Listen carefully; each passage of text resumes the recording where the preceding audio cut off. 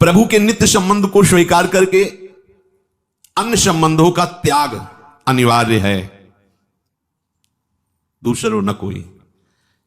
अब हम इतना कहने के लिए तो राजी हो जाते हैं कि हमारे माई श्यामाजू को राज, लेकिन जितने और राज हम अपने हृदय में रखे हुए वो सब गुप्त ही रखते हैं राज, उनको नहीं हम छोड़ सकते। तो ये बात केवल मुख की रह जाएगी कि हमारे माई श्यामाजू को राज, पर अंदर इसका स्वाद नहीं आ पाएगा। इसका सही माने में अनुभव तब मानना, जो प्रभु को अपना मान लेता है उसके सारे संबंध ढीले हो जाते हैं, धीरे धीरे सब खत्म। तो निश्चिंत हो जाता है, निर्भय हो जाता है, निशोक हो जाता है, निशंक हो जाता है। ध्यान दीजिए, जिसने प्रभु के संबंध को स्वीकार किया उसकी पहचान है उसके अन्य माने हुए संबंध सब ढीले हो जाते हैं। अब आसक्ति नहीं, अब किसी से अपनापन नहीं रह गया। तो क्या होता है, उसके हृदय में निश्चिंतता, निर्भयता, निशोक, निशंक। ये केवल साधन से नहीं हुआ है, प्रभु से अपना संबंध स्वीकार करने से और अन्य संबंधों को मिटाने से। जो मिटे हुए ही हैं पर आप माने हुए हैं सत्य, इसलिए आपको जो सत्य है उसका अनुभव नहीं हो रहा। आप निश्चिंत हो जाएंगे। अब कोई जैसे अपने लोग, कोई ऐसा नहीं कि ऐसी साधारण भगवदाश्रित जीव हैं, साधारण ही है, पर असाधारण बात हृदय में एक बैठ गई कि अब अपनी कोई परवाह नहीं रह गई। हमें नरक मिलेगा कि स्वर्ग मिलेगा, निकुंज मिलेगा कि क्या मिलेगा और क्या जाएगा, अब क्या होगा, कोई प्रश्न नहीं रह गया है। बस हर प्रश्न का एक उत्तर है ना, श्यामाजू करुणा समुद्र लाडली जो है ना, बस निश्चिंत हो गए। अब कोई चिंता नहीं रही, ना लोक व्यवहार की और ना परमार्थ की। पारमार्थ व्यवहार बनो कि ना बनो, निश्चिंतता, निर्भय। अब कोई भय नहीं रहा कि शरीर में अमुक रोग है, अमुक लोग विरोध करते हैं, क्या होगा। वही होगा जो श्यामाजू ने पहले से विधान कर दिया है। अब कुछ ऐसा नहीं होने वाला जो नहीं होना चाहिए, वही होगा जो प्यारी जी और प्यारे जी ने विधान कर दिया है। इसलिए निश्चिंतता हर समय, कोई चिंता नहीं। सच्ची मानिए, ऐसा कुछ नहीं कि कोई विशेष अवतार होता है या कोई,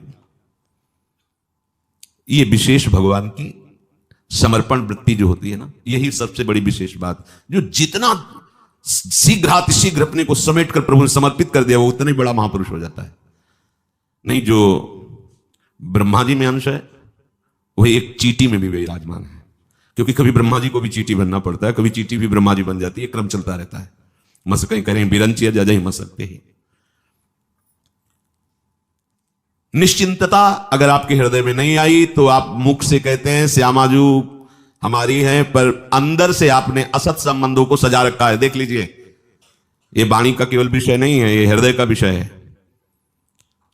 अगर आप कहते हैं कि हे नाथ मैं आपका हूं, आपके सिवा मेरा कोई नहीं है, तो आपके अंदर निश्चिंतता आ जानी चाहिए। फिर चिंता आपको क्यों सता रही है? इसका मतलब कुछ सजाए हो, अभी कुछ बचा के रखा है आपने, तभी आप चिंतित हो, नहीं तो निश्चिंत हो जाओगे। क्योंकि सच्ची मानिए, हमारी चिंता का कारण हमारा अज्ञान है। शरीर को लेकर, शरीर संबंधियों को लेकर, भोगों को लेकर, जीवन को लेकर, मरण को लेकर, यही चिंता है और यही का नाम अविद्या है, अज्ञान है। अब हमारे जीवन भी प्रभु है, हमारा मरण भी प्रभु है। कोई कहते हैं मरण प्रभु कैसे हो सकते हैं? तो विभूतियों में वर्णन किया है कि सब कुछ हरण करने वालों में मैं मृत्यु हूं, तो मेरा प्रीतम श्री कृष्ण आ रहा है आलिंगन करने मृत्यु रूप से। अब क्या चिंता है? जिसके लिए पूरा जीवन व्यतीत किया हुआ रहा है, अब क्या चिंता है? तुम्हारे लिए मृत्यु होगी, मेरे लिए मेरा प्रीतम है, अब क्या चिंता है? निश्चिंतता उसके रोम रोम में भर जाती है। दूसरा, निर्भयता। किससे भय करे? बड़े से बड़े भयावह रूप में मेरा प्रभु विराजमान है, अब क्या भय करना है? नहीं होता भय।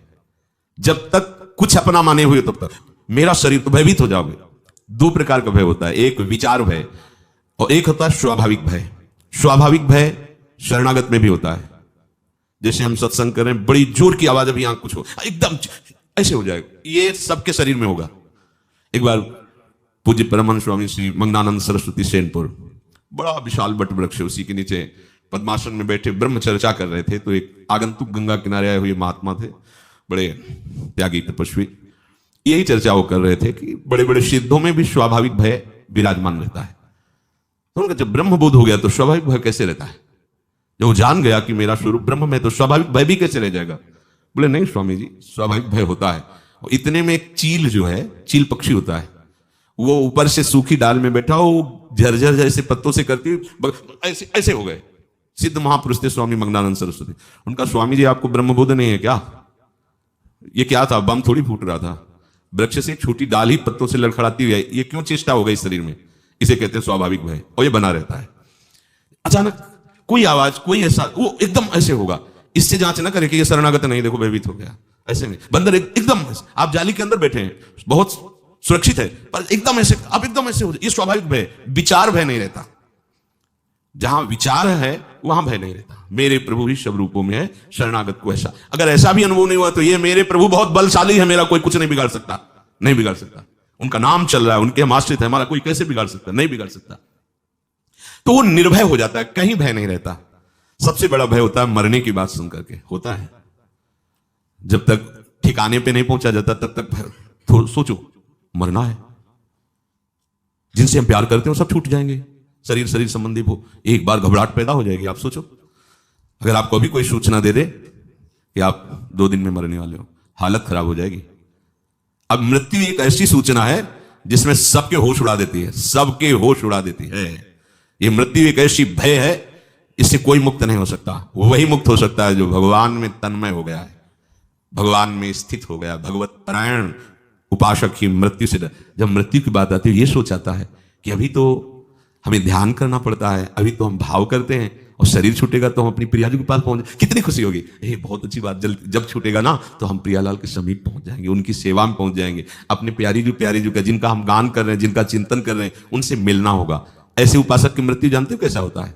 स्वप्न से जागरण या जागरण से सुषुप्ति, ऐसा समझ लो। एक स्वप्न है और उसमें जागा तो निकुंज पहुंच गया, या एक ये जागरण है, उसमें एक गाढ़ निद्रा आ गई, आंख खुला तो देखा प्रियालाल के समीप पहुंच गए।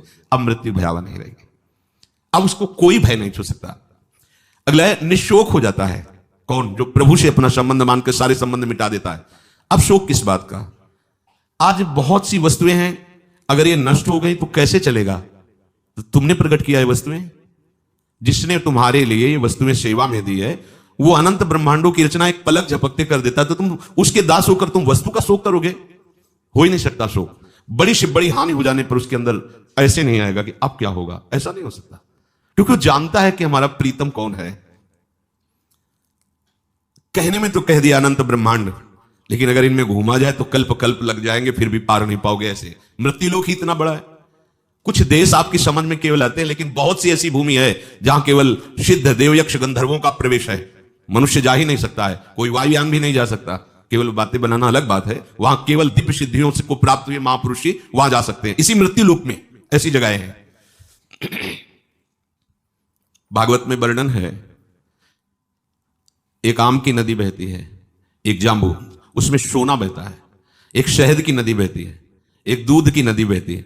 अपने तो केवल नमक वाले समुद्र के घेरे में ही भी इतने परिचय तो है, इसी में, इसी मृत्यु लोक में भागवत में वर्णन है। ऐसी ऐसी नदी, अगर बताओ दूध की नदी तो फिर खरीद लगाए पड़े, बोला लेकिन अपने लोगों को काय में घेरा गया है नमक वाले में। नमक का ही पानी मिलेगा समुद्र में आसपास जहां जितना है। कोई ऐसा नहीं कि गन्ने के रस वाला मिला या आम के रस वाला मिला, ऐसा नहीं। वो आप पढ़ करके देखो तो है ना मृत्यु लोक में। और ये बहुत छोटा लोक है मृत्यु लोक। ऐसे न जाने कितने लोक, लोकांत, मतलब जैसे स्वर्ग लोक कह दिया केवल स्वर्ग लोक, लेकिन स्वर्ग लोक में गंधर्व लोक, अप्सरा लोक, कितने ऐसे लोक हैं, कोई पार पा सके, इसीलिए उनका नाम अनंत है। और वो अनंत भगवान मेरे प्रीतम है। अगर मेरी कुछ वस्तुएं जो मानी हुई सेवा की हैं वो नष्ट हो जाती है तो शोक क्या? क्या शोक? हमारे प्रभु चाहते हैं कि ये प्रयोग में ना हो, इसलिए नष्ट हो गई। अगर चाहेंगे तो एक क्षण में उससे अनंत गुना वस्तुएं उपस्थित हो जाएंगी। इसलिए भक्त के हृदय में, शरणागत के हृदय में शोक नहीं होता। आगे कह रहे निशंक रहता, कोई शंका नहीं होती, पता नहीं कल्याण होगा कि नहीं होगा, यह शंका नहीं होनी चाहिए। यह शंका है तो तुमने कभी किसी संबंध को सजा रखा है, इसलिए किसी भोग के भोक्ता बने हो, इसलिए शंका है। नहीं, सच्ची कहते हैं, बिल्कुल निशंक हो जाओगे, कल्याण का भी कल्याण हो जाएगा। अगर शंका है कि पता नहीं मेरा कल्याण होगा कि नहीं, तो दो बातें ढूंढ लो, किसी भोग में सुख भोग रहे हो और किसी संबंधी को सजा रहे हो। अगर ये दो बातें, तब ये शंका आई, अगर ये नहीं है तो निशंक हो जाओगे। ब्रह्मभूता प्रसन्नात्मा न शोचति न कांक्षति समाः सर्वेषु भूतेषु मद भक्तिम लभते पराम। अब उस उपासक के हृदय का क्या आनंद होगा जो निश्चिंत है, निर्भय है, निशोक है और निशंक है। ये उसी का होता है जिसने सारे संबंध मिटाकर, मिट तो जाएंगे ही, छिन तो जाएंगे ही। तो गोस्वामी जी कह रहे हैं अंत ही तो तजेंगे पामर तू न तजय वहीं थे। अरे तू अभी से मान ले तो तू मुक्त हो जाएगा, और छिन तो सब जाएंगे, तू यहां से कुछ नहीं ले जा सकता।